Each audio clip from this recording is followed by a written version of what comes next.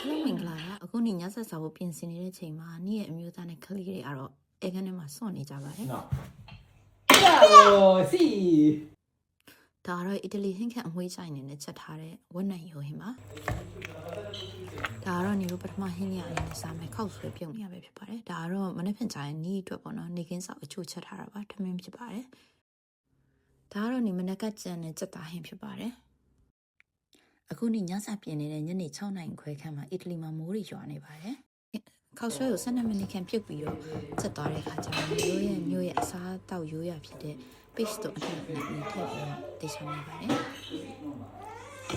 Puta, ora mi sembra l'essere, perché ora mi sei ure, se ma mi vedo si calda. Puta, le do assieme? Andiamo a lavare le manine.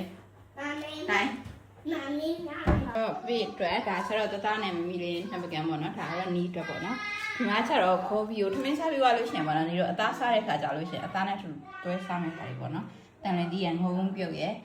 ကော်ဖီချက်ထားတယ်ပြီးတော့နီးတန်ငယ်ဦးပြီးနဲ့စားဒီမှာကျတော့နီးချင်းဆိုင်တဲ့မှုပေါ့နော်နီးတယောက်ပဲစားတယ်သူတို့တွေကမကြိုက်ဘူး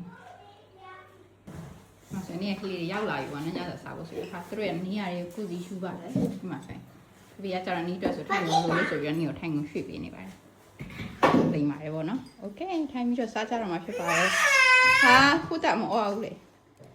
ညီရဲ့သမီးကတော့သူအရင်ကြိုက်လို့အဲ့ဒါကိုအမြင်ရှိစားပါတယ်တသားကလည်းစားပါတယ်